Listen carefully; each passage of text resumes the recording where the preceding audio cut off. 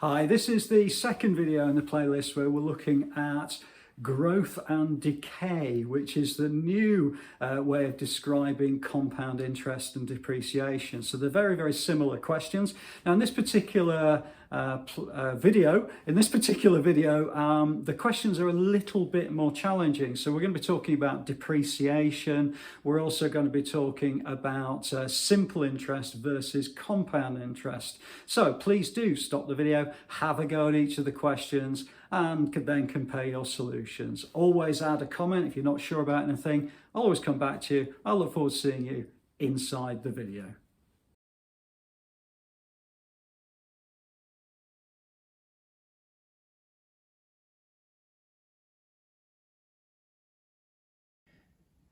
Okay, so this is question 4, and it's the second video in the playlist where we're looking at growth and decay, or compound interest and depreciation.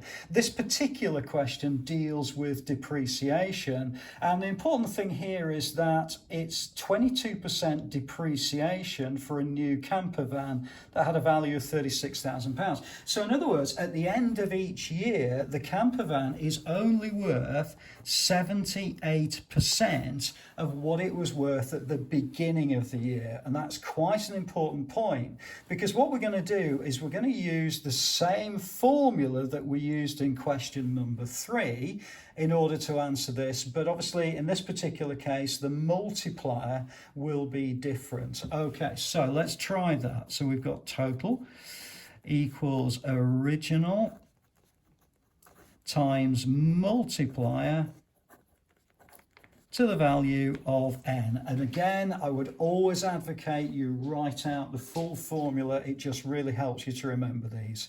Okay, so the original was 36,000. Okay, the multiplier, well, as I mentioned before, it's 78% of what it was worth at the beginning of each year. Now, if we convert that to a decimal, as we have done with the previous questions, we had 107.5% interest, so that's a decimal of 1.075. With this one, we're going to convert that to a decimal, which is going to be 0.78, okay? And the multiplier is to the value of n, which is 4 years. If I pop that into a calculator, it now means that I've got £13,325.42, which is the value of his camper van at the end of the 4-year period. £13,325.42p. Okay, hopefully that's all right. We're going to move on to question number 5, which is a very similar question, just to keep going with this depreciation, but there is a bit of a twist with it.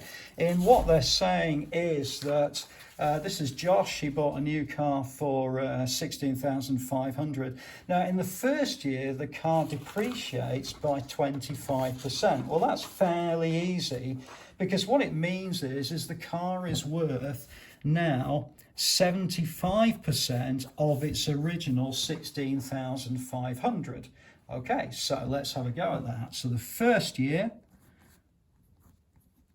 we've got a value of 16,500 multiplied by 0.75. Remember, we need to convert it to a decimal. You don't need to. You can multiply it by 75 over 100 if you prefer, but decimals generally a bit easier to work with on these sorts of questions. And it means at the end of the first year, he's got a value on his car of 12,375. Okay, hopefully that's all right for you.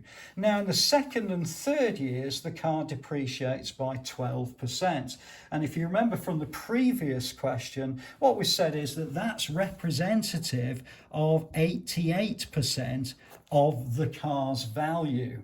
Okay, so in the second and third years, so this is second and third years, what we're going to do is use the formula, and the formula is total equals original times multiplier to the power of n. Okay, well, the original we've just worked out is 12,375. The multiplier is going to be 88% as a decimal, so that's going to be 0.88, and n is going to be the number of years. Now bearing in mind it's the second and third years, so it's actually to the value of 2. Okay, second and third years. And if you put that into your calculator, you're going to get 953 8.20. Oh, I beg your pardon, 9583 9583.20, which is the value of the car at the end of the third year. Okay, hopefully that's all right for you. Sorry about the little mistake there. Okay, so that deals with depreciation. It can be approached in exactly the same way as growth.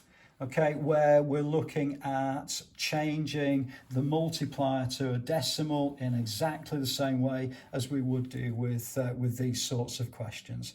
Okay, so question number 6 is going to be slightly different, where what we've got now is a comparison between a bank that is offering compound interest and a bank that is offering simple interest, and there is a bit of a difference between the two. Now in this particular case, what we've said is that Carys is going to invest some money for 5 years, and they always do these sorts of questions, make it a little bit harder for you. Okay, so in other words, I'm just going to make it up and I'm going to say it's £10,000. Okay, you can use whatever number you like, £1,000, 10,000, 22,600, whatever suits you entirely. It doesn't really matter, because all we're trying to do is establish which investment Carys should choose. So let's have a look at Brilliant Bank.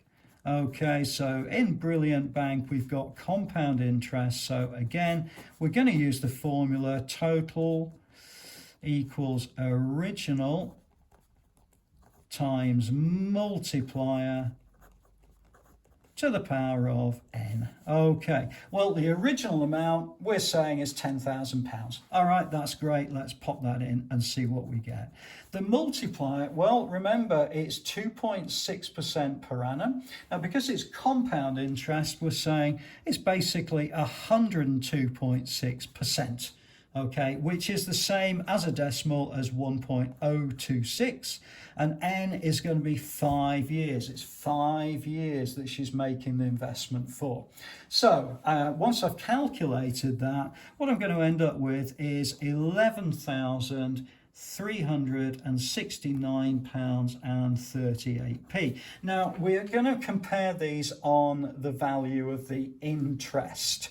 Okay, because in the super duper bank, it's simple interest. So we're going to compare these on the value of the interest, which means that the interest for Brilliant Bank is going to be £11,369.38.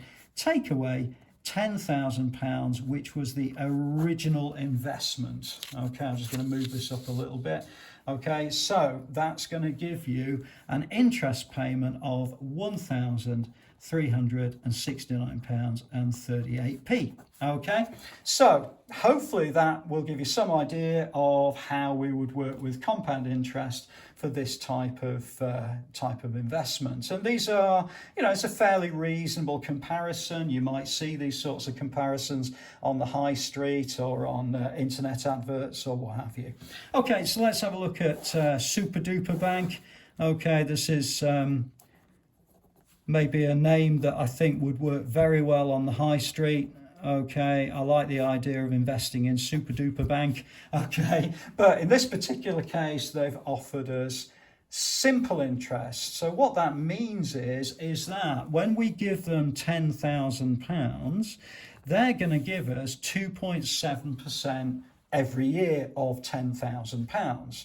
Now again, got to be a little bit careful, because we're going to convert that 2.7% to a decimal, and that's going to be the same as 0.027. Okay, so try to remember to work through these with decimals. It will make things a little bit easier for you. If I multiply that 10,000 by 0.027, it means at the end of every year I'm going to get £270. Sounds great, doesn't it? So what happens at the end of 5 years? Well, after 5 years of simple interest, okay, what I'm going to get is going to be 270 times 5, which is going to be 1,350. So I'm actually going to get £1,350 as opposed to £1,369.38p. So if Carys is going to choose a bank, in this particular case, although it's not a massive amount of difference, Brilliant Bank would be the one that she would choose. Admittedly, I still prefer Super Duper Bank as a name. Okay, so I hope that's been useful for you. Please do have a go at each of these questions as we're working through them. If you're not sure about anything, please add a comment below. I'll always come back to you. I look forward to seeing you inside the next video.